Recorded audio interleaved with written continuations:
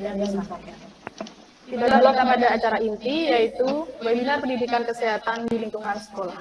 Acara inti ini dibagi menjadi 2 sesi. Yang pertama yaitu paparan oleh Dr. Dinda Monika, dilanjutkan tanya jawab. Yang kedua, paparan oleh narasumber Dr. Pramesti, dilanjutkan tanya jawab. Sebelum penyajian materi, saya sampaikan beberapa ketentuan berikut. Yang pertama, narasumber akan menyampaikan paparan selama 30 menit. Selama narasumber menyampaikan paparan, peserta dimohon tidak menyalakan mikrofon. Setelah narasumber menyampaikan materi, peserta diperbolehkan mengajukan pertanyaan melalui fitur chat atau secara langsung. Bagi 3 penanya pertama akan mendapatkan door prize dari sekolah. Demikian ketentuan yang berlaku pada acara ini. Di era digital seperti saat ini, semua menawarkan kemudahan termasuk dalam hal mobilitas. Ini menyebabkan banyak masyarakat, terutama remaja, terjebak dalam pola hidup sedentari, sehingga kian malas bergerak. Tak hanya memudahkan mobilitas, era digital juga memudahkan dalam memilih makanan. Melalui berbagai platform digital, banyak sekali makanan yang dijual, apapun jenisnya. Dan itu tidak bisa disaring lagi, sehingga tidak bisa diketahui apakah itu bersih, sehat, dan memiliki kandungan gizi yang baik. Usia remaja merupakan masa ketika perkembangan fisik dan psikis tubuh cenderung berubah dengan sangat cepat. Secara tidak langsung, hal tersebut tentu menuntut tercukupinya asupan nutrisi remaja guna mendukung masa puber. Nah, supaya bisa terpenuhi dengan optimal, mari kita simak paparan dari Dr. Dinda Monika Ayustiani. Nah, Dr. Dinda Monika Ayustiani merupakan dokter internship di Puskesmas Magelang Utara dan petugas screening vaksin BUMN tahun 2021. Beliau berasal dari Purworejo dan saat ini menetap di Kemirirejo, Kota Magelang. Dr. Dinda ini merupakan alumnus Fakultas Kedokteran Universitas Diponegoro tahun 2020. Dan ternyata Dr. Dinda ini meraih banyak penghargaan di bidang seni, khususnya vokal. Ya, yang terhormat Dr. Dinda Monika Ayustiani, disilakan menyampaikan materi. Terima kasih. Suara saya kedengeran nggak ya? Ya.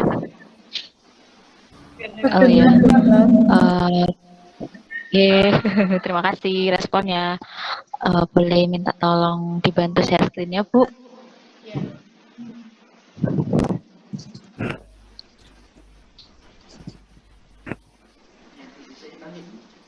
Ya, sudah.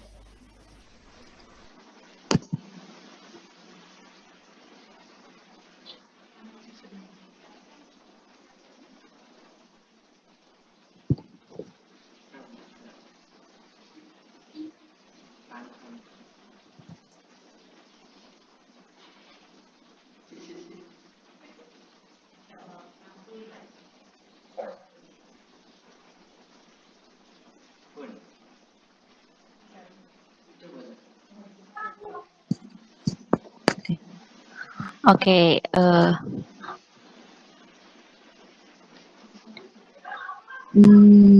di slideshow bisa? Sampun tak slideshow.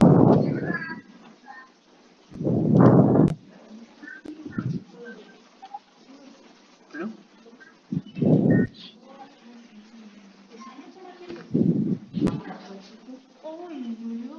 Udah. Assalamualaikum warahmatullahi wabarakatuh.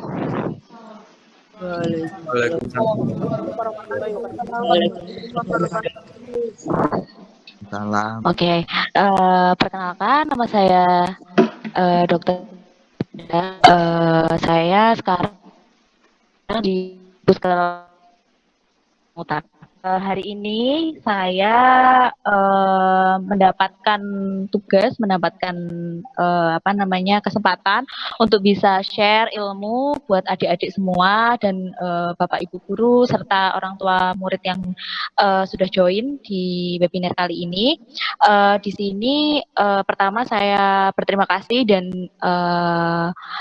kepada pihak sekolah SMP Negeri 5 Kota Magelang, kepada yang terhormat juga kepada kepala sekolah SMP Negeri 5, kemudian guru-guru serta orang tua murid serta adik-adik semua ya yang saya sayangi. Hari ini saya mau share tentang gizi seimbang pada remaja. Nah, bisa di next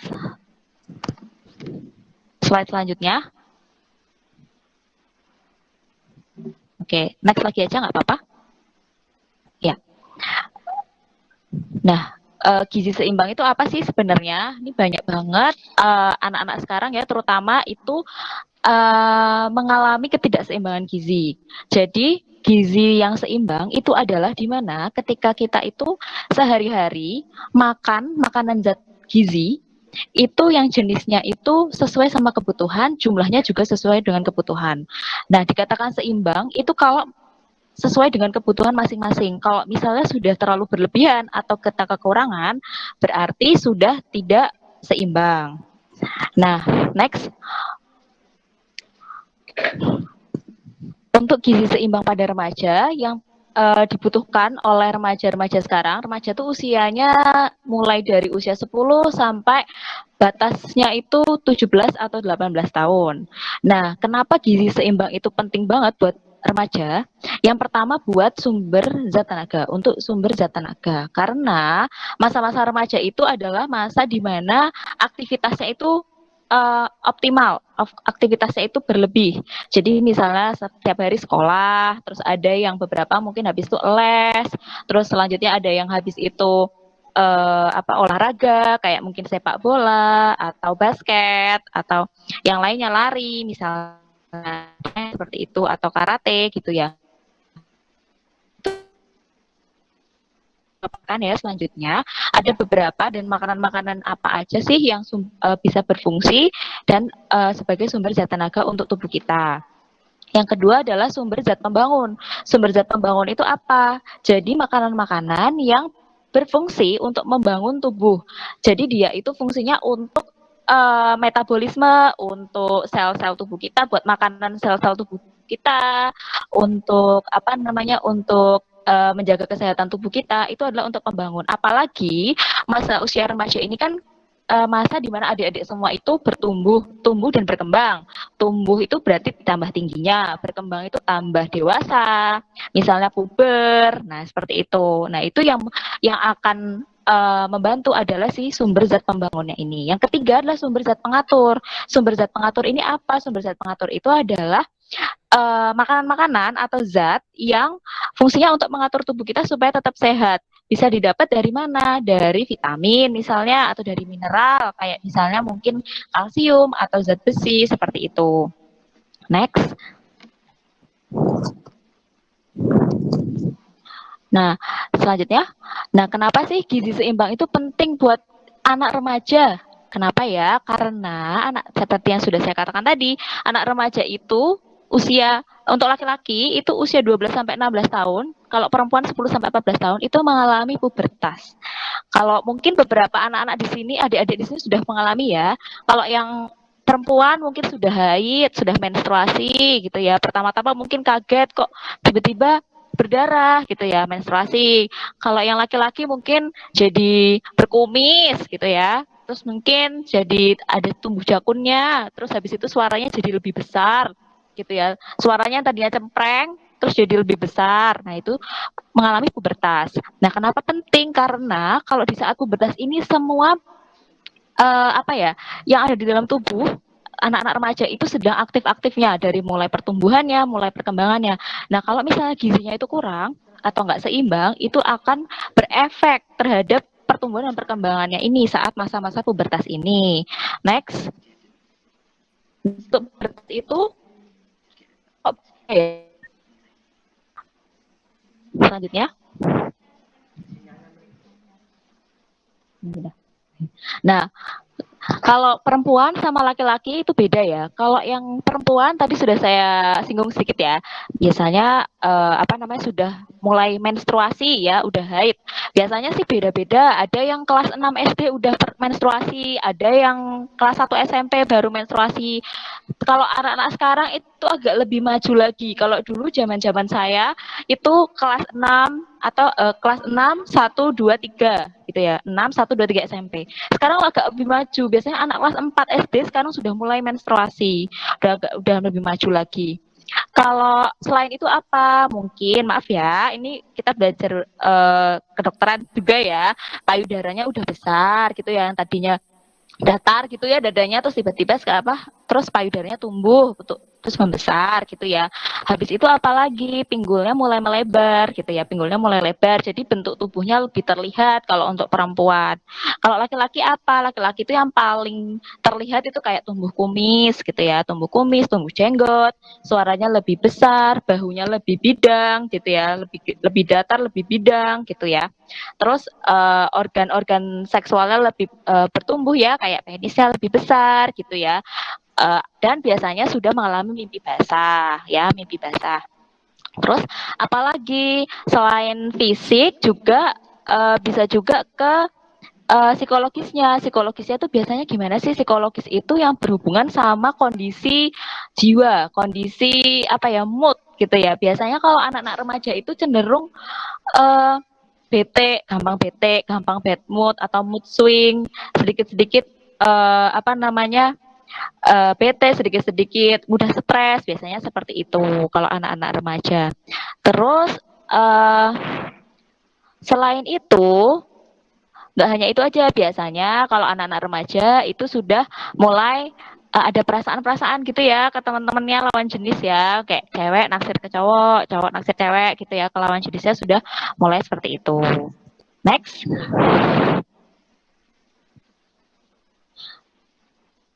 Nah, apa sih yang mempengaruhi gizi pada remaja? Ya, ini yang jadi 6, yaitu ada yang pertama aktivitas fisik. Kenapa aktivitas fisik ini mempengaruhi gizi pada remaja? Karena tadi sudah saya katakan ya, anak-anak remaja itu kan aktivitas fisiknya besar-besaran gitu ya, sekolah, habis itu les, habis itu ada olahraga gitu ya, kayak renang, lari, sepak bola gitu. Nah, semakin tinggi aktivitas fisik, kita tuh butuh energi lebih banyak, kita butuh gizi lebih banyak. Terus lingkungannya kayak gimana? Biasanya kalau lingkungan di pedesaan sama di pantai gitu agak beda ya, gizinya juga mempengaruhi. Terus faktor stres tuh biasanya mempengaruhi juga gizi pada remaja. Jadi semakin tinggi tingkat stres, biasanya gizi atau makanan atau energi yang kita butuhkan juga harus lebih bertambah gitu ya. Terus untuk ekonomi, biasanya sosial ekonomi ini juga bisa mempengaruhi pengobatan dan penyakit juga ya. Ini satu kesatuan ya, pengobatan sama penyakit. Biasanya anak-anak dengan penyakit tertentu itu memang butuh gizi yang lebih, atau ada beberapa makanan-makanan yang mungkin dipantang gitu ya. Next. Selanjutnya lagi, untuk kebutuhan zat gizi seimbang pada remaja itu apa aja? Yang pertama ada zat gizi makro. Mungkin beberapa udah ada yang dapat pelajaran ini ya di biologi ya. Ini sudah sempat dibahas pasti ya. Untuk biasanya sih kelas 1 udah dapat lah dikit-dikit ya. Kelas 2, 3 udah ngerti ya. Zat gizi makro itu zat gizi yang utama buat tubuh kita. Apa aja? Yang pertama energi, protein sama lemak. Nah, energi ini yang paling terkenal itu, yang paling kita butuhkan atau sumber energi utama kita itu sebenarnya adalah karbohidrat. Tapi sebenarnya energi itu bisa didapatkan dari 3 jenis zat. Bisa dari karbo, bisa dari protein, bisa dari lemak.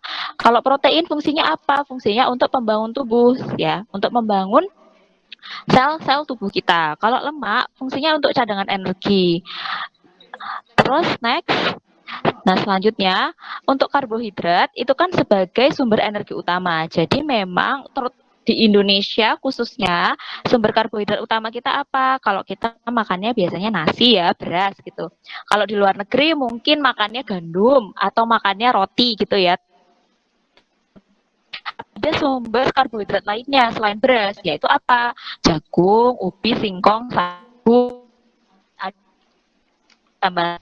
Nah, itu sumber energi itu utama tubuh kita. Jadi memang anak-anak, adik-adik semua ini yang masih remaja-remaja ini memang nggak perlu dikurang-kurangin, nggak perlu diet-dietan, gitu, tetap harus makan karbohidrat sebagai sumber energi utama.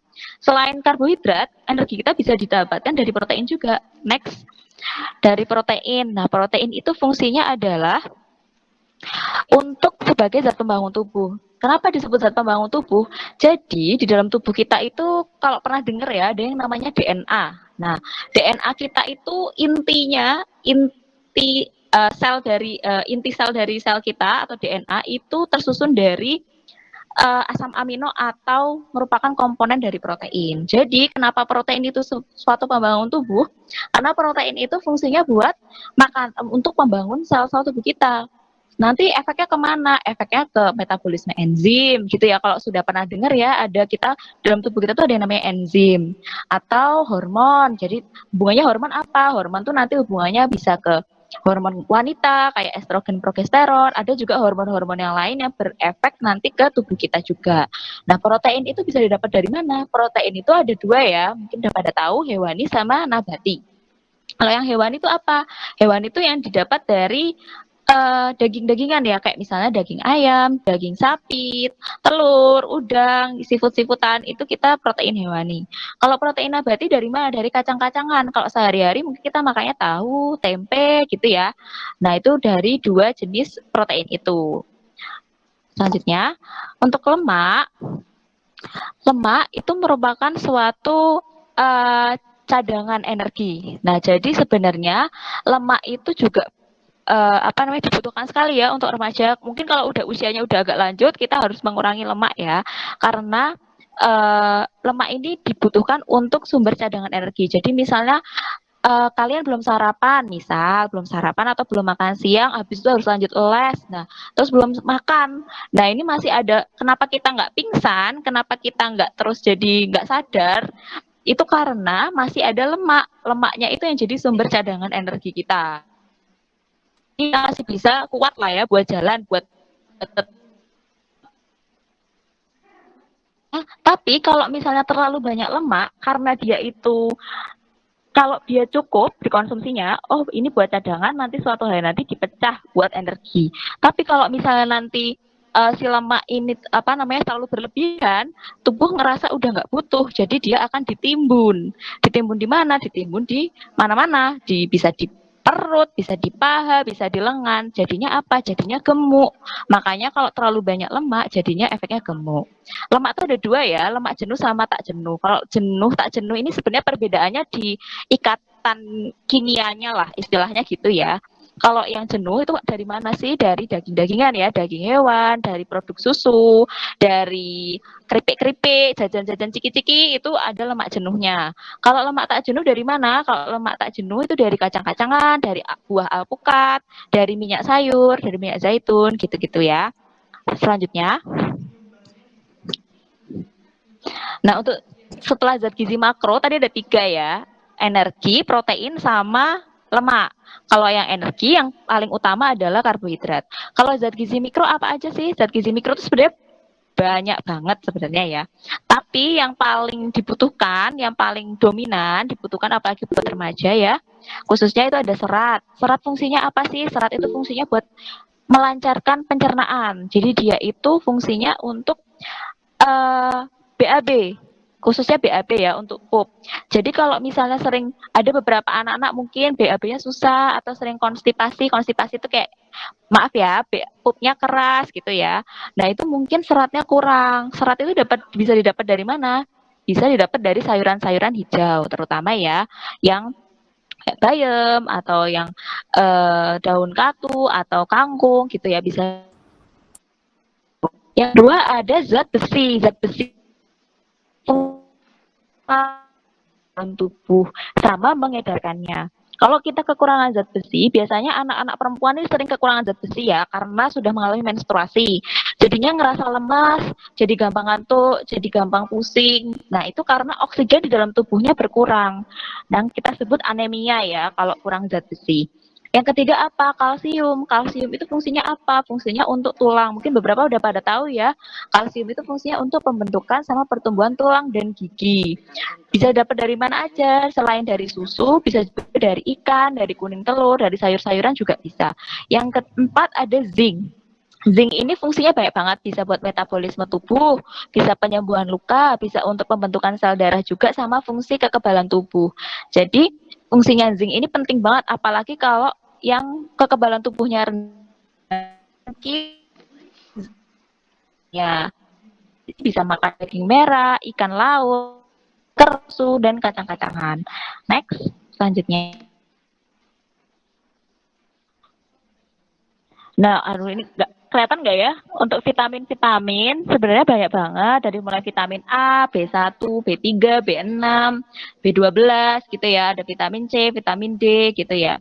Yang penting-penting aja ya kalau vitamin A, ini semua bisa didapat di makanan-makanan terutama sayur sama buah untuk vitamin-vitamin. Kalau vitamin A itu khususnya fungsinya apa? Untuk mata ya, untuk menyehatkan mata. Untuk vitamin B itu biasanya untuk antioksidan tubuh, jadi untuk menjaga kekebalan tubuh, sama untuk vitamin B12 khususnya itu untuk kesehatan saraf. Jadi bisa untuk menjaga kesehatan saraf gitu ya, biar nggak gampang kesemutan, nggak gampang kedinginan gitu ya. Kalau vitamin C itu fungsinya juga untuk kekebalan tubuh dan antioksidan, tapi vitamin C itu punya fungsi khusus lainnya, yaitu dia untuk membantu penyerapan dari zat besi. Jadi kalau misalnya kita habis makan daging ya, habis makan sayur bayam, atau makan bakso ya, biasanya makan bakso gitu kan dia daging. Jangan minum es teh. Biasanya kalau negara kita, orang-orang kita sukanya enaknya makan bakso sambil minum es teh, makan rendang sambil minum es teh. Padahal itu sebenarnya kurang bagus karena teh itu menghambat penyerapan dari zat besi. Harusnya minumnya apa sih? Minumnya adalah mengandung vitamin C. Yang mengandung vitamin C apa? Yaitu minum es jeruk misalnya gitu ya. Karena vitamin C itu fungsinya untuk membantu penyerapan zat besi. Jadi kalau misalnya minumnya teh, percuma tadi udah makan rendang, udah makan daging, tapi nggak keserap sama tubuh, nggak terserap maksimal gitu ya. Kalau vitamin D itu fungsinya untuk tulang ya, ke tulang. Jadi apa yang kita makan sebenarnya itu belum dalam bentuk vitamin D, tapi masih dalam bentuk provitamin D. Nah, provitamin D ini harus diubah jadi vitamin D. Nah, caranya gimana? Biasanya kita suruh anak-anak untuk berjemur gitu ya di sinar matahari jam 8 pagi, jam 9 pagi itu ya. Supaya apa? Supaya vitamin D-nya yang tadinya provitamin D yang belum berfungsi bisa berfungsi jadi vitamin D. Terus slide selanjutnya. Oke, yang asam folat. Kalau asam folat itu fungsinya adalah namanya antioksidan juga sama pembentukan dari sel darah juga. Next, selanjutnya. Nah, yang paling penting tadi ya dari vitamin dan mineral itu bisa didapat dari buah sama sayur. Kenapa penting banget sih makan buah sama sayur? Karena yang pertama meningkatkan daya ingat. Jadi bisa berefek pada daya ingat kita, bisa gampang lebih mudah berkonsentrasi. Terus membuat tubuh bisa lebih segar, lebih rasanya tuh kalau misalnya makan buah, makan sayur bisa lebih segar badannya. Yang ketiga melancarkan buang air besar tadi ya, karena ada apa? Karena ada kandungan seratnya. Yang keempat adalah mencegah berbagai macam penyakit gitu ya, karena ada efek antioksidan. Antioksidan itu adalah merupakan satu zat, jadi dia itu kayak melawan radikal. Radikal itu apa? Zat yang jelek masuk ke dalam tubuh. Nah, harusnya berapa porsi sih kita makan sayur sama buah? Kalau makan sayur itu 3 sampai 4 porsi ya per hari. Jadi ya kalau makannya 3 kali sehari ya berarti 3 kali makan. Kalau buah itu lebih sedikit enggak masalah, 2 sampai 3 porsi. Selanjutnya. Nah, kalau gizinya nggak seimbang, misalnya terlalu banyak lemak, atau vitaminnya kurang, atau proteinnya kurang, apa aja sih masalahnya? Yang pertama obes. Mungkin beberapa adik-adik di sini ada ya yang obes ya. Obes itu apa sih? Obes itu kondisi di mana berat badannya itu berlebihan. Nah, dikatakan obesitas itu adalah, jadi kita pakainya indeks massa tubuh ya. Mungkin sekedar nice to know aja buat adik-adik. Jadi kita sebut indeks massa tubuh. Nah, indeks massa tubuh itu dihitung. Dihitungnya pakai apa? Dihitungnya pakai berat badan sama tinggi badan. Kalau mau ngitung boleh. Jadi rumusnya apa? Berat badan dalam kilogram dibagi tinggi badan dalam meter di kuadrat. Habis itu di kuadrat. Jadi misal beratnya 50, habis itu tingginya 150, berarti 50 dibagi 1,5 kuadrat. Nah, nanti indeks massa tubuhnya ketemu berapa? Nah, obesitas itu kalau indeks massa tubuhnya lebih dari 30. Nah, rata-rata sih kalau obes ini berarti kandungan lemak yang dikonsumsi itu sudah berlebihan karena sudah banyak yang ditimbun, nggak bisa dipecah untuk energi. Yang kedua, anemia adalah kondisi di mana zat besinya itu kurang. Jadi jadi sebenarnya anemia itu hanya bisa diukur dari pemeriksaan darah ya. Tapi anemia itu ada tandanya, biasanya gampang ngantuk. Jadi lemah, letih, lesu, lunglai. Nah, itu kalau pernah dengar ya, lemah, letih, lesu, lunglai, gampang ngantuan, terus susah konsentrasi. Nah, biasanya anak-anak perempuan ya sering karena mengalami menstruasi itu. Karena apa? Karena kandungan Fe-nya tuh mungkin rendah. Jadi yang mengikat oksigen untuk mengedarkan ke dalam tubuh jadi sedikit. Jadi oksigen yang tersebar jadi sedikit. Kalau kurang oksigen, biasanya otak akan kekurangan gitu, kekurangan oksigen, jadi kekurangan makanan, jadi lebih ngantukan, kurang konsentrasi gitu ya. Yang ketiga apalagi? Yang ketiga ada anoreksia. Anoreksia itu merupakan suatu kondisi di mana biasanya ini perempuan ya.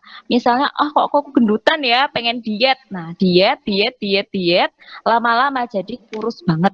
Nah, kondisinya itu dia gangguan makan. Jadi dia bahkan kalau makan maunya dimuntahin. Kalau makan maunya dimuntahin sampai nggak ada asupan yang masuk. Nah, ini sudah berlebihan ya. Biasanya kalau anoreksia ini nggak hanya ke dokter dokter penyakit dalam atau dokter umum biasa, tapi harus juga ada bantuan dari psikolog juga karena kan sudah kaitannya dengan psikis. Kalau yang keempat apa? KEK. KEK itu kekurangan energi kronis. Bedanya sama anoreksia, kalau anoreksia sudah ada gangguan makan, jadi dia sampai nggak mau ada yang masuk karena dia takut gendut. Tapi kalau KEK itu dia kekurangan gizi. Jadi dia kayak terlalu kurus gitu ya, tapi masih mau makan tapi terlalu kurus gitu karena gizinya kurang gitu ya. Yang terakhir ini sebenarnya bukan masalah kesehatan, tapi ini masalah pola makan ya. Yang tadi junk food itu, anak-anak sekarang itu seneng banget ya namanya junk food ya. Saya yakin dalam seminggu ini pasti ada yang sudah makan Indomie. Ya, Indomie, hamburger, lagi ya, KFC, McD, merek ya, pokoknya ayam apa makanan-makanan cepat saji itu banyak banget yang suka ya anak-anak sekarang. Kalau yang selain junk food apalagi yang makanan-makanan manis kayak kue gitu ya, makanan-makanan roti atau minuman-minuman manis yang lagi hits sih ya, itu ya. Itu kan banyak banget anak-anak sekarang suka minum yang manis-manis. Nah, itu efeknya sekarang mungkin nggak ada efek yang terasa, tapi di kemudian hari mungkin akan ada efek yang akan terjadi dalam tubuh kita gitu ya. Jadi saya saranin ya untuk junk food ini ya adik-adik ya, boleh tapi nggak boleh terlalu sering. Jadi harus tetap makan dengan gizi yang seimbang gitu ya. Next. Nah, selanjutnya, untuk gizi seimbang itu sebenarnya dari Kemenkes sudah mengemukakan ya kalau kita itu ada 4 pilar gizi seimbang. 4 pilar itu apa aja? Jadi makanannya harus seimbang gizinya. Tadi ya dari ada karbohidratnya, ada proteinnya, ada lemaknya, sama ada zat mikronya. Jadi zat mikronya tadi ada vitamin, ada mineralnya kayak serat, terus kalsium, zat besi gitu ya. Terus habis itu keseimbangan apalagi, terus harus sering cuci tangan gitu ya, menjaga kesehatan tubuh gitu ya, kebersihan tubuh itu juga penting. Terus habis itu apalagi sering nimbang, sering memantau berat badan, kira-kira berat badannya kurang apa berlebihan ya gitu ya. Terus yang kedua itu adalah apa namanya,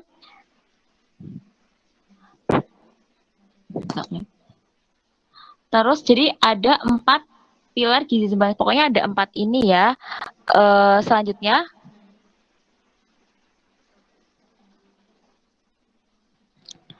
next. Nah, dari Kemenkes juga sudah mengemukakan ya ada 10 pedoman gizi seimbang.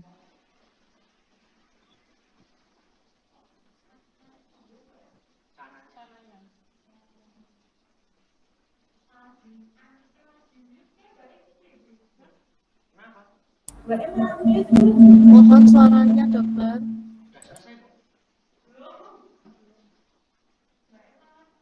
Oke, sebentar ya.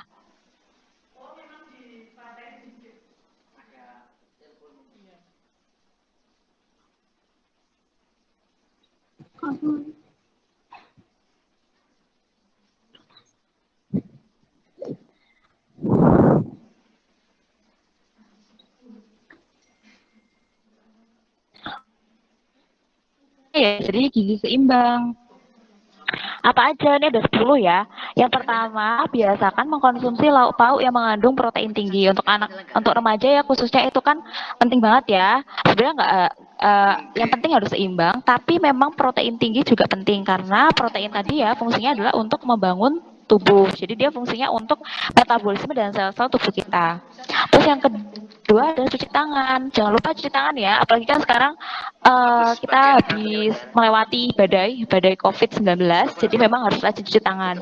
Nggak cuma habis COVID udah lewat terus nggak cuci tangan, karena efek cuci tangan tuh sebenarnya sangat sangat penting untuk menjaga tubuh karena habis kita pegang ini, pegang itu terus mau makan, itu penting banget harus cuci tangan dulu ya supaya nggak kena penyakit yang lain selain COVID ya, misalnya penyakit pencernaan gitu ya, diare gitu ya, makanya sering cuci tangan. Yang ketiga apa? Jangan lupa sarapan. Setiap hari itu harus sarapan. Apalagi untuk adik-adik semua sarapan itu sangat penting ya. Karena energi biasanya kan kita mulai beraktivitas pagi hari. Nah, kita butuh energi nih. Butuh energi dari mana? Dari sarapan itu. Nah, yang keempat apa? Banyak makan sayuran sama cukup buah. Mungkin ada ya yang nggak suka makan sayur, ada yang nggak suka makan buah. Boleh diakalin ya. Boleh misalnya jusnya males ngunyah gitu ya. Ya udah di jus gitu boleh. Tapi jangan jangan dikasih gula banyak-banyak gitu ya. Jusnya manisnya dari buahnya aja. Atau sayur mungkin dibikin apa ya gitu ya. Mungkin dibikin salad kalau kalau suka, atau dibikin sayur sop atau sayur yang ada bumbu-bumbuannya jadi, atau yang berkuah. Jadi mungkin lebih enak gitu ya untuk dimakan. Atau di jus bareng buah juga bisa. Jadi biar nggak terlalu kelihatan ini sayuran hijau kayaknya kok rasanya nggak enak gitu ya. Boleh tuh dicampur sama buah, misalnya sayur apa gitu ya, sawi misal dicampurnya sama nanas atau dicampur sama apel gitu ya, biar lebih rasanya ketutup gitu ya rasa sayurannya. Habis itu biasakan minum air yang cukup. Jangan lupa ya kalau kita itu 60% tubuh kita itu adalah air. Jadi kita nggak boleh kekurangan air. Terus biasakan membaca label, jangan lupa ya. Kalau udah kadaluarsa jangan dikonsumsi. Terus ini juga mengkonsumsi makanan yang beragam. Jadi tetap harus gizi yang seimbang. Dikurangi yang makanan manis-manis, yang asin-asin ya. Tadi ya boba-boba, junk food itu harus dikurangi. Sama jangan lupa olahraga. Aktivitas fisik itu penting ya. Jadi jangan terus kayak udah sekolah, udah capek gitu ya. Itu belum olahraga, jadi tetap harus butuh olahraga. Next. Selanjutnya, nah ini ya jangan lupa sarapan pagi. Kenapa ya kok nggak boleh skip, nggak boleh nggak sarapan pagi? Next, karena kita kan tadi ya tubuh kita itu mulai beraktivitas di pagi hari. Jadi manfaatnya apa? Untuk mengeluarkan tubuh, untuk mencukupi kebutuhan gizi kita, terutama di pagi hari, menjaga kesehatan, mencegah penyakit lambung ya, yang sering perutnya mungkin pernah ada yang perih. Nah itu ya, karena mungkin skip nggak sarapan, menyegarkan otak, meningkatkan daya konsentrasi, sama membudayakan hidup yang sehat.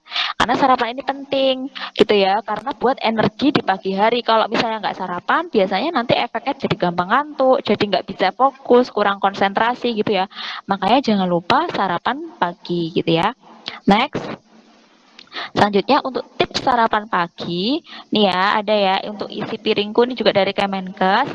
Jadi sebenarnya kita tuh dari isi piring kita itu kita bagi 3. Nah dari sepertiganya itu buat makanan pokok. Makanan pokok tuh apa sih? Makanan pokok tuh ya tadi yang karbohidrat kayak nasi, roti gitu ya, singkong, ubi.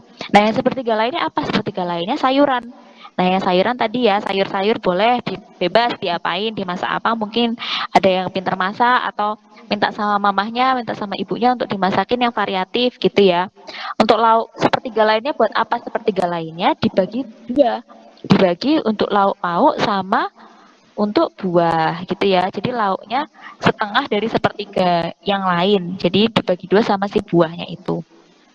Boleh nih, pokoknya inti dari sarapan tuh sebenarnya boleh ikutin ini nih, pokoknya gizinya harus seimbang ya. Tadi ya ada karbo, ada protein, ada lemak, ada vitamin, ada mineral dari buah sama sayur. Habis itu jangan lupa ya minum air paling enggak 8 gelas satu hari. Terus cuci tangan jangan lupa, sama jangan lupa juga aktivitas fisik. Boleh kayak susu, minum yogurt, Sekian, kalau misalnya banyak salah kata, saya mohon maaf ya. Wassalamualaikum warahmatullahi wabarakatuh. Salam warahmatullahi Waalaikumsalam warahmatullahi wabarakatuh. Ya, terima kasih kepada Dokter Dinda atas paparannya yang sangat menarik ya, terutama bagian diet nih yang biasanya dilakukan oleh remaja. Nah, pasti banyak yang akan ditanyakan ya anak-anak. Silakan bisa melalui chat atau langsung. Ya Bu, saya mau tanya. Ya, Mas Widya. Ya, Segera Bu, saya. tadi itu yang kalau orang kekurangan gizi itu namanya apa Bu? Saya lupa. Yang mana ya? Kurang gizi yang mana ya? Yang tadi kalau gemuk itu kan obesitas. Terus kalau Ya, kalau kekurangan gizi itu yang kurus itu apa namanya gitu? kalau kita sih sebutnya malnutrisi, tapi kalau tadi saya tulis itu KEK ya, kekurangan energi kronis. Jadi artinya apa? Kekurangan energi kronis. Kronis itu artinya lama. Jadi kekurangan energi yang cukup lama gitu loh. Makanya terus jadi kurus. Jadi nanti lama-lama dari KEK itu bisa efeknya kemana? Ke gizi buruk gitu ya. Lama-lama bisa jadi gizi buruk. Kalau udah jadi gizi buruk, nah itu mengobatinya, memperbaikinya agak lebih susah gitu ya. Kalau KEK aja mungkin bisa dengan tambah gizi, tambah makan masih bisa. Tapi kalau sampai gizi buruk itu harus asupannya lebih ditambah lagi gitu. Oke. Bu mau tanya lagi. Boleh, boleh. Tips biar lebih Tips apa itu nih? loh, biar cepet gemuk gitulah pula. Oh, kamu nggak cepet gemuk ya? Biar cepet gemuk, gimana ya? Cepet gemuk sebenarnya sih kalau anak-anak usia kalian itu selama IMT ya, tadi ya indeks massa tubuh. Selama IMT-nya masih masuk normal itu masih nggak masalah gitu ya. Normalnya itu 20 lah IMT yang normal. Tadi ya kalau ada yang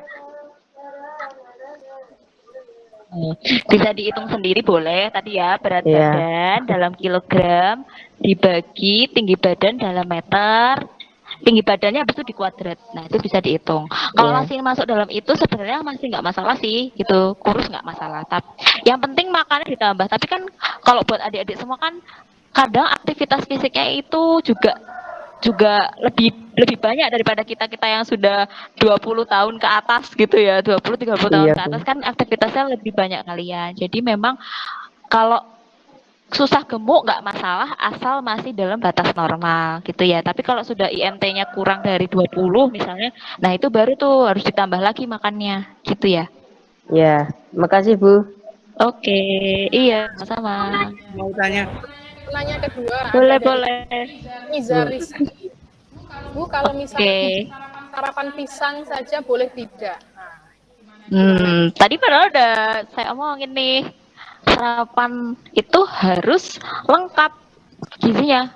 Kalau sarapan pisang aja siapa ya yang nanya ya? Lagi diet kah? Saya mau tanya nih. Lagi diet kah? Ya, Ikut diet ya? Ikut diet TikTok ya?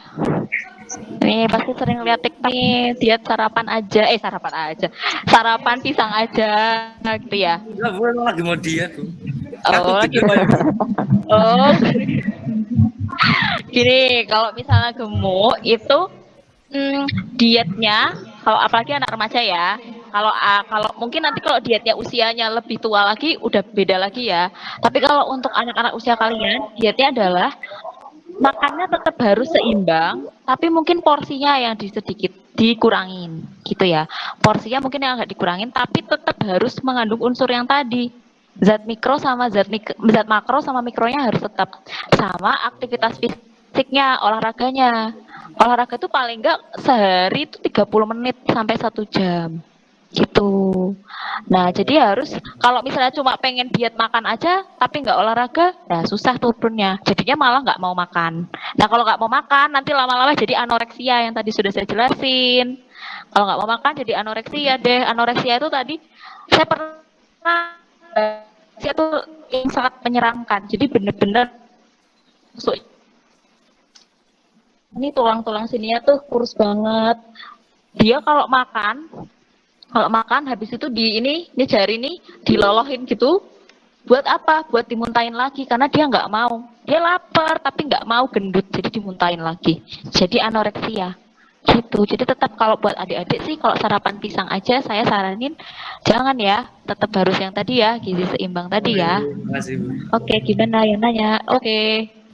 Ya, Ada lagi? Oke, dari boleh. Azza Guna Pangesti. Yes. Kita kesemutan itu kekurangan vitamin apa ya, Dok? Lalu cara mengatasi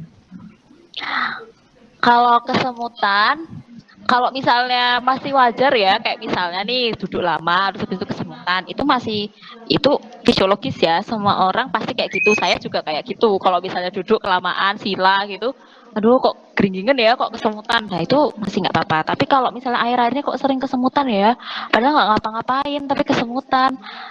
Kalau orang tua sudah lansia, lanjut usia, itu biasanya kecenderungannya karena efek penyakit, terkhususnya efek penyakit gula atau diabetes. Tapi kalau anak-anak seusia kalian mungkin ada vitamin yang kurang nih, vitamin apa? Terutama vitamin B. Yang paling utama sebenarnya apa namanya untuk saraf tuh khususnya vitamin B12. Jadi kalian konsumsi vitamin B12. Itu nanti PPT-nya boleh kok di-share, dibaca lagi itu udah ada tuh vitaminnya, vitamin B12 dari makanan apa aja ya gitu. Boleh dikonsumsi atau boleh beli vitaminnya, tapi sebenarnya kalau kalian mending dari yang alami ya, dari kayak misalnya makanan-makanan sayur atau kacang-kacangan itu banyak vitamin B12-nya tinggi. Gitu.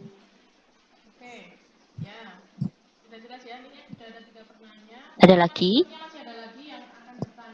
Saya dok mau tanya dok. Oh ya boleh. Siapa ya? Nanya ya namanya ya? Rajwa dari Oh, kelompok D. Oke, Rajwa. Gimana cara Gimana? mengatasi anemia pada remaja selain mengonsumsi makanan yang berlemak jenuh seperti daging dok? Gimana? Selain mengkonsumsi? Gimana? Gimana cara Selain mengatasi daging? anemia pada remaja? Iya. Nah, gitu. Jadi, oke, kalau misalnya anemia itu kan kondisi di mana tadi ya, biasanya sih kita katakan anemia memang harusnya dicek lab, dicek darahnya gitu ya. Kalau normal itu biasanya cewek sama cowok beda ya, tapi kisaran normal itu 12, 13, 14, 15, 16 itu kisaran normal. Kalau di bawah 12 tapi masih di atas 7 itu masih anemia di bawah 12 tapi masih di atas 9 gitu, misalnya 8 atau 9 itu sebenarnya masih anemia ringan. Nah, itu bisa dikonsumsi makanan-makanan yang mengandung zat besi yang tinggi.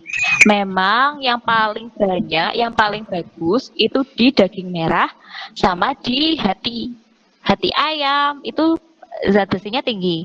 Tapi kalau selain daging ada lain yaitu sayuran-sayuran hijau. Yang paling tinggi sih sayur bayam ya, itu zat besinya tinggi. Tapi kalau misalnya anak-anak perempuan ya terutama itu biasanya kita ada sih program ya dari pemerintah itu membagikan tablet besi. Nah, biasanya karena anak-anak perempuan itu kan sudah haid ya, sudah menstruasi, jadi mungkin asupan dari makanan agak kurang, jadi biasanya ditambah tablet.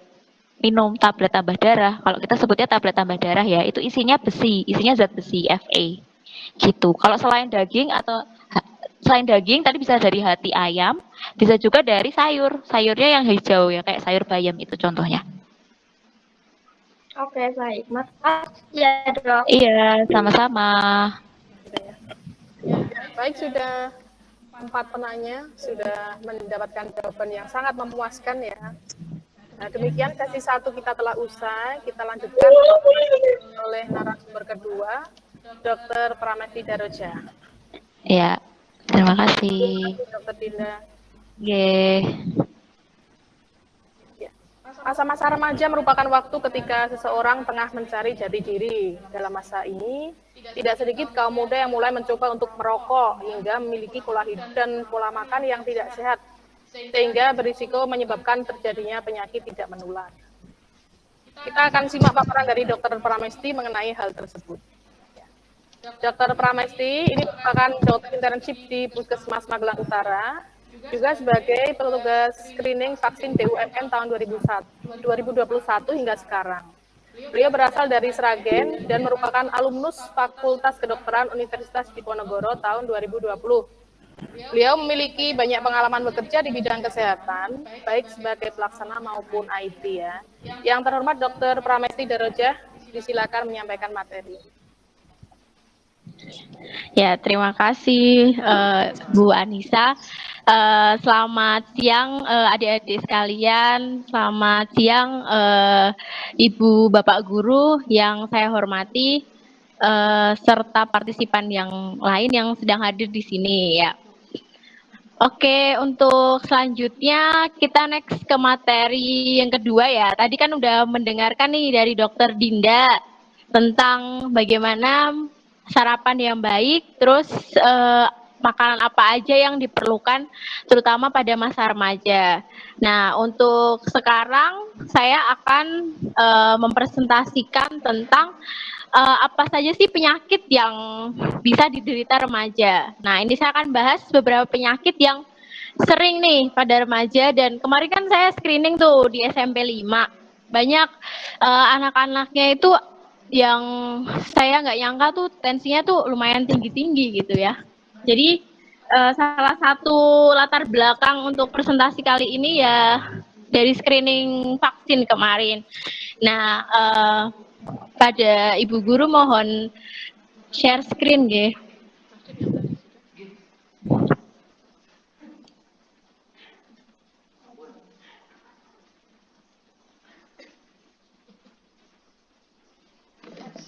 Ya, ini.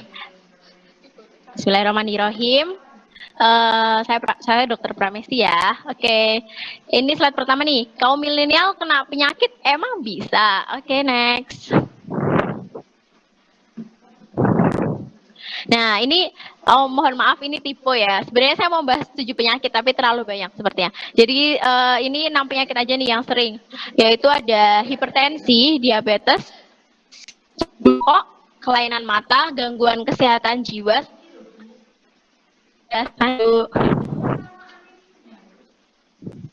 Nah, yang pertama kita akan membahas hipertensi.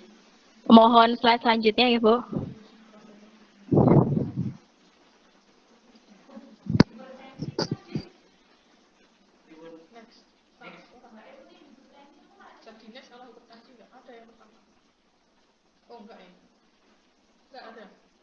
Ya, ini faktor-faktor resiko yang terjadi di Indonesia nih. Salah satunya itu, salah duanya deh. Ini tuh ada konsumsi garam yang berlebihan sama obesitas yang tadi udah dijelaskan oleh Dokter Dinda. Selanjutnya, Bu. Next. Ya, pasti sering nanya nih, bukannya hipertensi itu penyakit orang tua ya? Kenapa remaja juga? Nah, bisa, remaja tuh bisa kena hipertensi. Penasaran? Selanjutnya, Bu. Ya, tahu nggak sih, ternyata tuh kejadian hipertensi itu pada anak remaja mengalami peningkatan, terutama pada anak obesitas. Yaitu anak obesitas tadi kan BMI-nya tuh lebih dari 30 atau indeks massa tubuh. Nah, tadi bisa dihitung sendiri ya. Nah, udah termasuk resiko adanya hipertensi, yaitu adalah peningkatan 4 kali terkena resiko hipertensi kalau misalnya obesitas. Selanjutnya. Nah, kapan ya remaja itu dikatakan hipertensi? Nah, kalau usia adik-adik ini kan kelas 7 sama kelas 7 sampai 9. Nah, kemungkinan kan umurnya 12 tahun ke atas ya. Nah, berarti kan untuk klasifikasi yang tekanan darahnya itu lebih dari 130 atau lebih dari yang bawahnya itu kan 130/90. Nah, kalau udah lebih dari itu berarti bisa dikatakan hipertensi yang grade pertama. Nah, kalau misalnya waspada nih, waspada tuh hampir mau ke hipertensi, yaitu lebih dari 120/80. Ya, selanjutnya.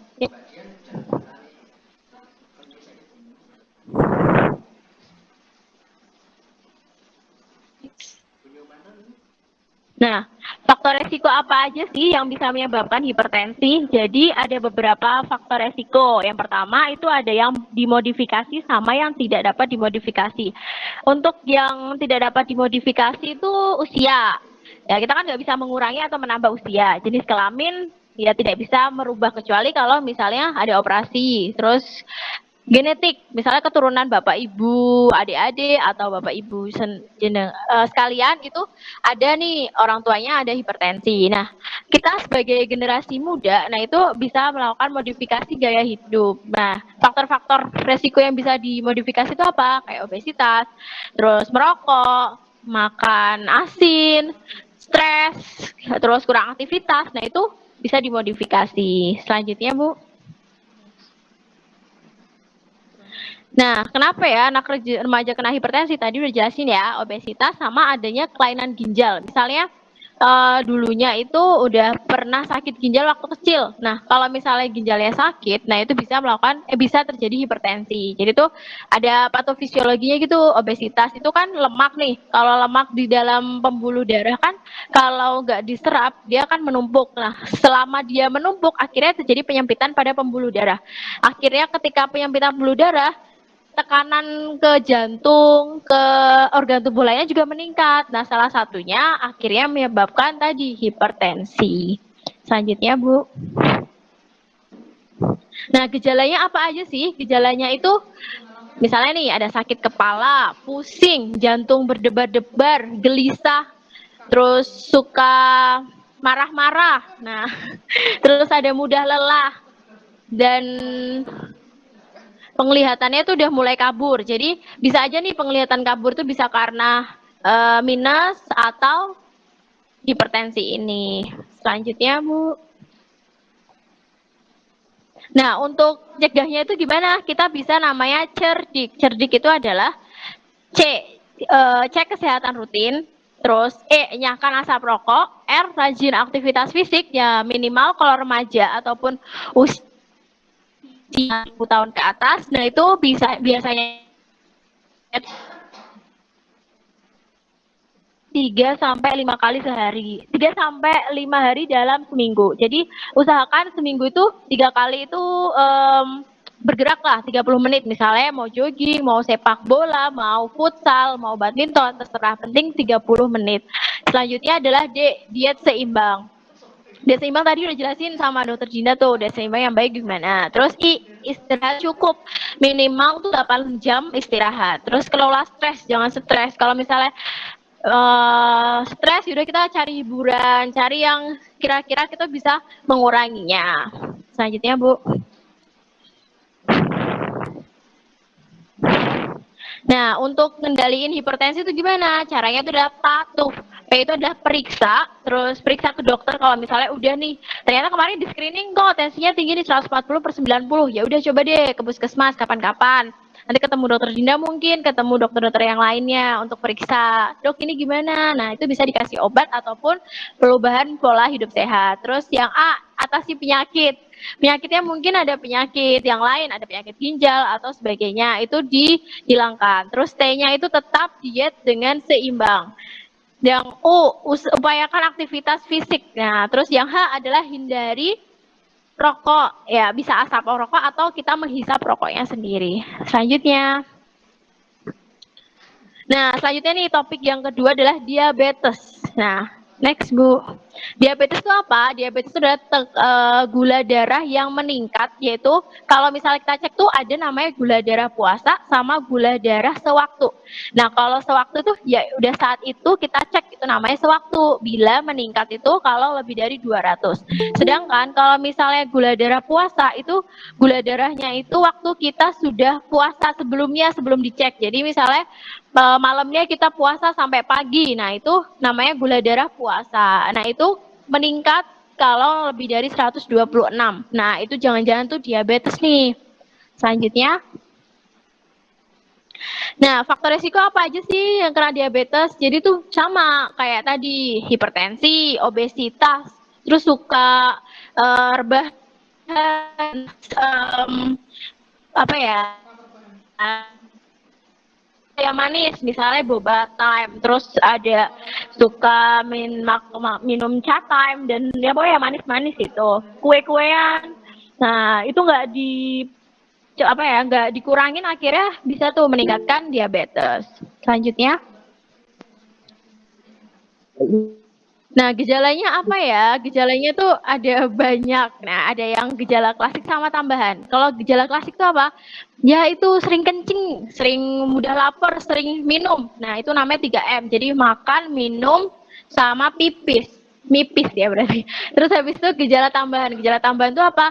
Kok tiba-tiba berat badan saya turun. Terus suka kesemutan nih. Tadi kan tanya tuh sama dokter Dinda, kesemutan bisa karena kekurangan vitamin B12. Nah, salah satunya itu adalah penyakit diabetes juga nih. Mungkin Bapak Ibu kalian ada yang sakit diabetes, terus kalian kok kesemutan, terus sudah dikasih tablet tablet vitamin B, tapi kok tetap aja. Nah, coba cek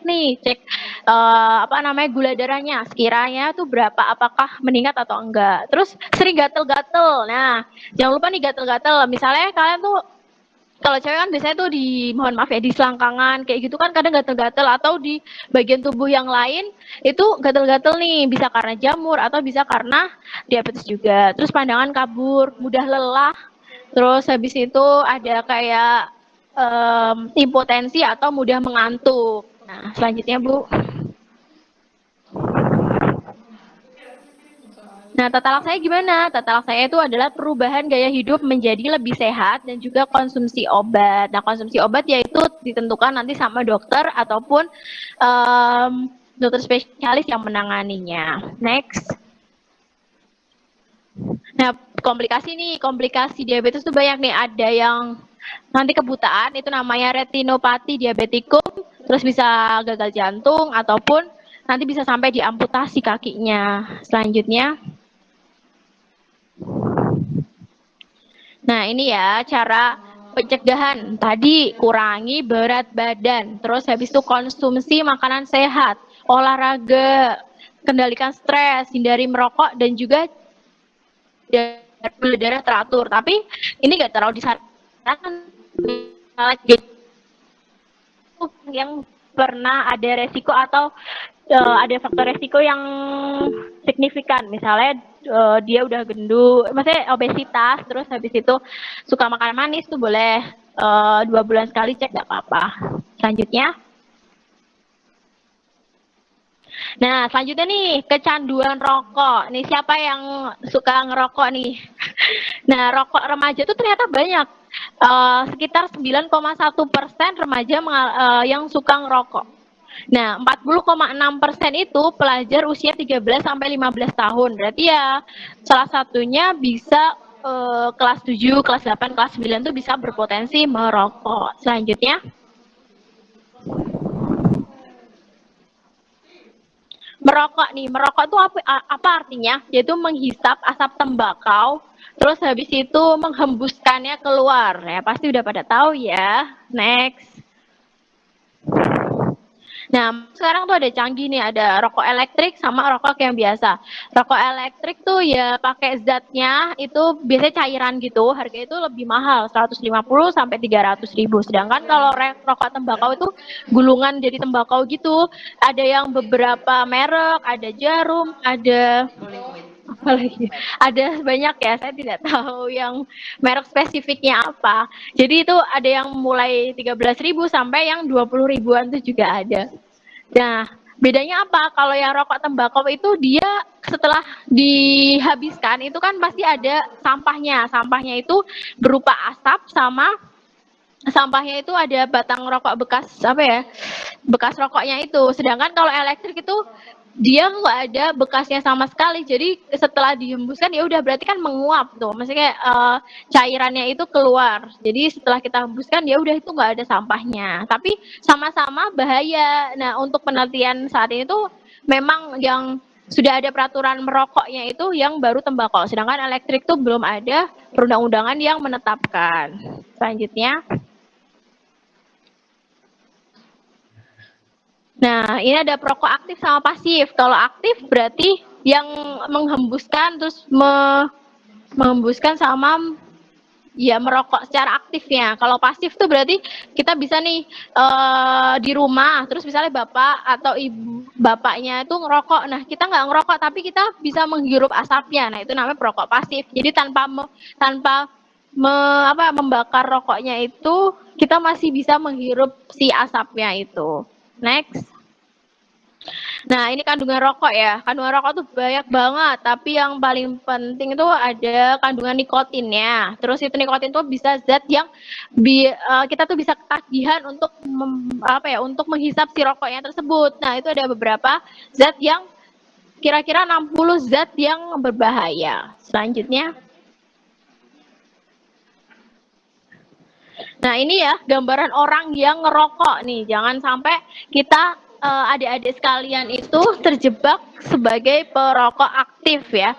Itu banyak nih, ada yang sampai kanker paru-paru yang paling ya. Kanker paru-paru, terus habis itu ada kanker mulut dan sebagainya. Itu bisa dilihat. Jadi itu kayak penampakannya seperti itu. Ada rambut rontok, katarak, kanker hidung, kulit keriput, osteoporosis, dan banyak hal. Yang intinya tuh rokok tuh tidak bagus untuk kesehatan kita.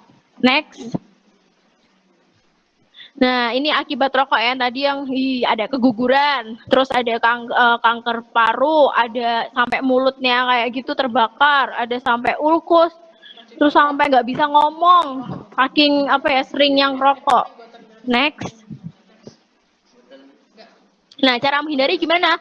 Pertama nih, kalian harus ada niat saya mau berhenti ngerokok. Terus yang kedua, harus ada support dari keluarga atau teman. Jadi kalau misalnya kalian mau ngerokok, ya udah teman atau keluarga ya jangan ngerokok. Nah, itu berarti kan ada supportnya. Terus habis itu jangan mengurangi rokoknya, biasanya 5, terus habis itu sekarang jadi 1, terus besoknya jadi 0. Habis itu jauhi perkumpulan yang suka ngerokok, misalnya di tongkrongan tuh main bola, nonton sepak bola ngerokok ya dihindari, misalnya ganti jadi pengajian, terus misalnya ganti jadi futsal, pokoknya hindarilah ngerokok. Terus yang kelima itu adalah mencari pengganti, misalnya ganti nih sama permen karet, terus ganti sama yang manis-manis, yang bisa gantiin si rokoknya itu. Meskipun ya, namanya kecanduan tuh kan nggak bisa dihentikan secara langsung, jadi harus perlahan-perlahan. Jadi emang butuh support dari teman ataupun keluarga. Next. Nah, ini manfaat berhenti ngerokok. Manfaat berhenti ngerokok tuh banyak ya. Intinya tuh hidup menjadi lebih sehat dan kita bisa terhindar dari zat ataupun komplikasi yang dari rokoknya tersebut. Next. Nah, selanjutnya adalah kelainan mata nih. Next. Nah, faktor apa aja sih? Terutama kan sekarang tuh online ya, zaman-zamannya online. Itu bisa bermain game, terus bisa belajarnya online, main HP, Instagram, TikTok, YouTube, Twitter, Facebook. Nah, itu zamannya sekarang tuh udah banyak banget nih. Apalagi tuh sekarang tuh berdasarkan data yang ada, 11 jam itu orang dewasa tuh lihat laptop, lihat HP, gak berhenti-henti. Terus 9 jamnya itu pada remaja. Jadi remaja itu minimal 9 jam, malah lebih banyak melihat HP daripada tidur. Tidur kan 8 jam ya.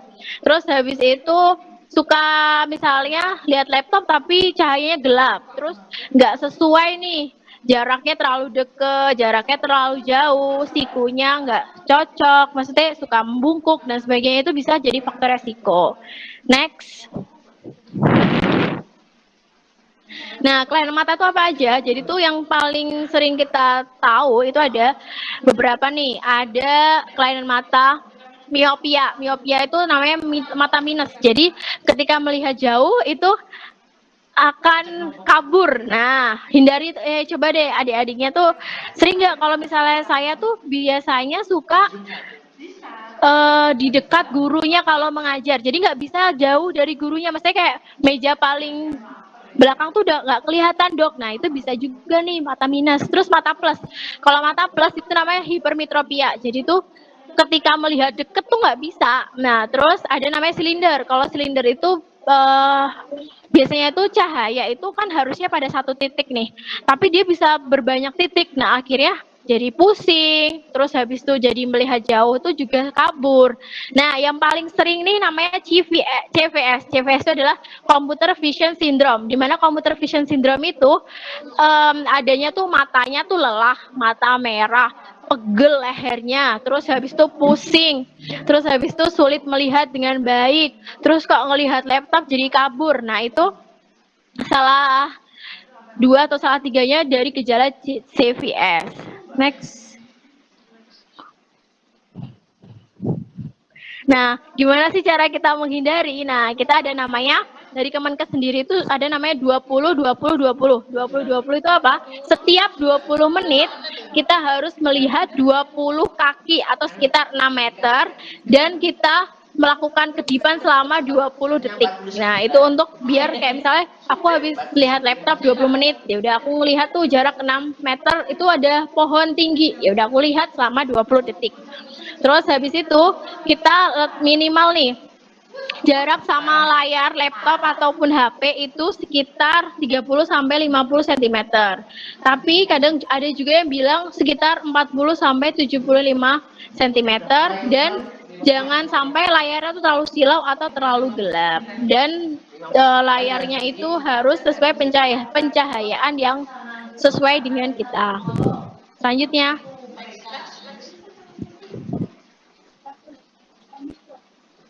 Nah, cara menjaga mata gimana? Yang tadi ya, 20-20-20. Terus habis itu hindari yang pakai gadgetnya terlalu sering. Terus habis itu kalau lihat HP jangan sambil tiduran gitu, jangan. Terus lihat baca buku jangan sambil tiduran juga. Habis itu kita boleh periksa nih ke dokter. Biasanya itu 2 tahun sekali kalau misalnya nggak ada kelainan. Oke, next. Ini mata ya. Oke, selanjutnya. Nah, gangguan kesehatan jiwa nih, kita cepet aja ya. Next. Ini ya, jadi ada banyak yang remaja tuh banyak malah depresi. Next.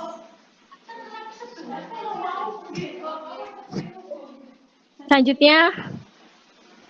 Nah, faktor resikonya tadi karena terlalu banyak nih materi-materinya yang dipelajari, terus habis itu bingung mau SMA di mana, mungkin habis putus dari pacar, ataupun menikah dini, ataupun kehamilan dini. Nah, itu bisa terjadi depresi tadi. Next. Ini yang tadi. Oh ya, ini ya sehat jiwa. Jadi tuh kita sehat tuh nggak cuma sehat fisik, tapi harus sehat jiwa. Jiwa tuh kita senang, nggak stres, terus bisa menghadapi ujian hidup ini dengan lebih baik lagi. Next. Oke, sepertinya waktunya habis ya, Ibu.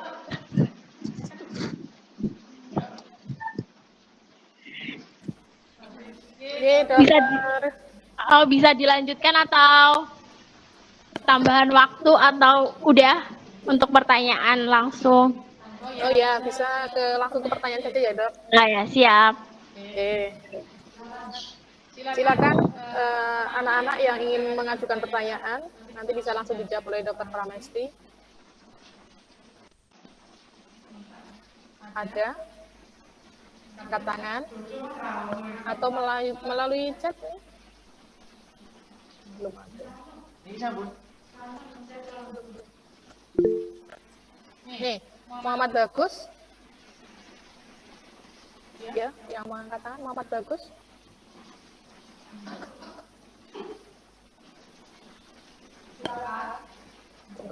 Muhammad Bagus mau langsung ini. Yo, Mas Muhammad Bagus. Sudah jadi. Yang lainnya? Bu, mau tanya. Ya, Mas Lizar. Jadi itu yang rumus yang melihat 20 itu kan minimal jarak 20 kaki 6 meter itu minimal apa harus emang segitu? Oke, terima kasih pertanyaannya. Jadi itu minimal ya. Jadi boleh kamu melihat misalnya ada kamu di suatu bukit di suatu rumah, terus ternyata kamu di kaki gunung. Nah, karena kamu bisa melihat tuh gunung yang jauh. Nah, itu boleh nggak apa-apa. minimal 6 meter atau jaraknya 20 kaki. Jadi intinya tuh buat apa sih? Buat merilekskan mata kita. Jadi mata kita tuh nggak tegang melihat laptop, melihat HP kayak gitu. Jadi buat kita melihat jauh tuh biar jarak pandang kita tuh nggak terfokus pada satu subjek aja gitu sih. Oh iya, iya, Bu. Terima kasih, Bu. Ya. Ya, ada lagi anak Rajwa? Oh iya. Pertanyaannya ini ya, kalau gula diganti madu. Nah, tergantung nih. Sekarang tuh sebenarnya gula itu boleh kita konsumsi asalkan sesuai dengan maksimal yang kita perlukan. Itu biasanya itu 2 sendok teh atau sekitar 1 sendok makan gula per hari itu boleh dikonsumsi. Ya seperti kayak garam. Garam tuh setengah sendok teh itu maksimal dikonsumsi oleh remaja. Nah, kalau misalnya madu, madu kan manis.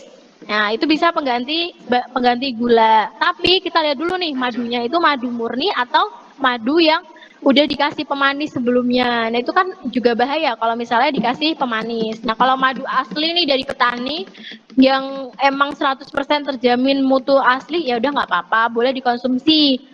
Maksimal berapa? Maksimal ya 2 sendok sendok teh atau 1 sendok makan, itu boleh nggak apa-apa. Atau misalnya kalian udah ada riwayat nih, ada riwayat keluarga nih ada riwayat gula, berarti kan kalian bisa terkena faktor resiko diabetes nih. Nah, itu kalian boleh nih konsumsi ini diabetasol atau yang tropicana slim. Nah, itu boleh nih untuk mencegah si diabetes mellitus gitu.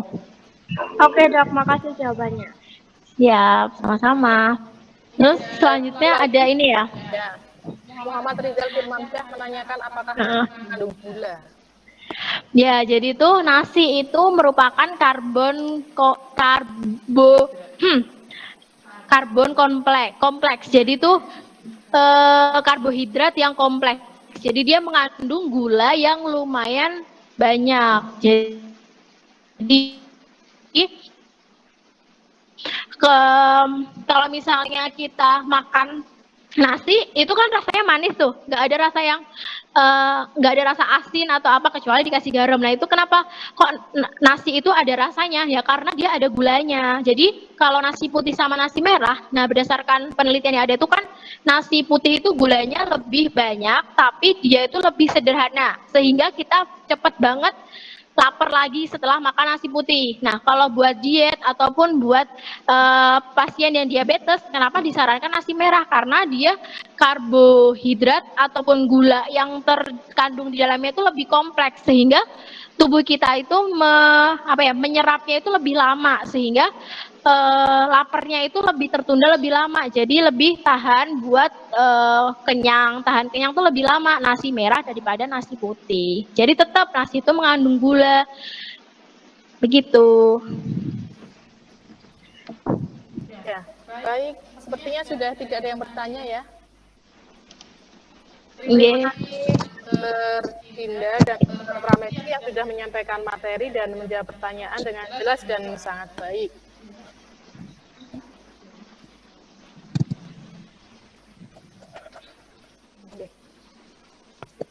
Selamat siang juga Dr. Diana yang sudah bergabung di webinar kami. Oke.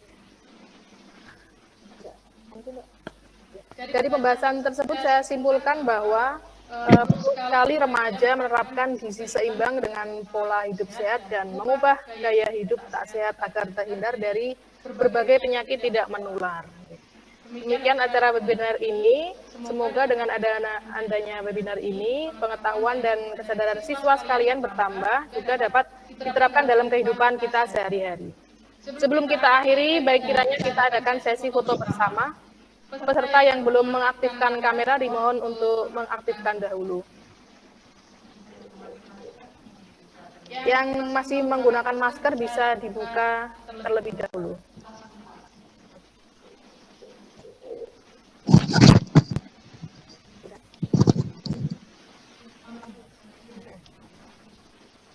Siap ya. Satu, dua, tiga. Satu, dua, tiga. Ya. Terima kasih. Akhirnya sampailah kita di penghujung acara. Marilah kita tutup dengan doa bersama-sama. Berdoa mulai. Berdoa selesai. Saya selaku MC dan mohon maaf jika terdapat kesalahan bertutur kata serta kekurangan selama acara berlangsung. Saya akhiri. Wassalamualaikum warahmatullahi wabarakatuh. Waalaikumsalam warahmatullahi wabarakatuh. Terima kasih semuanya. Sama-sama. Ya, baik. Saya ucapkan terima kasih untuk anak-anakku khususnya yang tadi sudah berpartisipasi aktif dengan menunjukkan pertanyaannya atau bertanya kepada narasumber berdua. Kepada kalian, insya Allah nanti ada door prize ya. Untuk pengambilan door prize-nya akan ada pemberitahuan selanjutnya. Terima kasih. Ya, silakan boleh meninggalkan meet. Assalamualaikum. Waalaikumsalam. Terima kasih dokter bertiga atas ilmunya pada siang hari ini. Iya, sama-sama. Terima kasih juga, Bu. Terima kasih juga. Assalamualaikum. Waalaikumsalam. Assalamualaikum.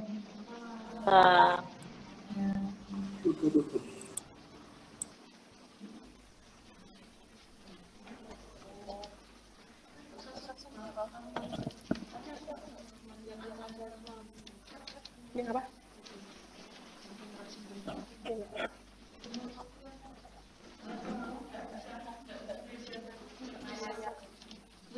Yang penting mau dokumentasi.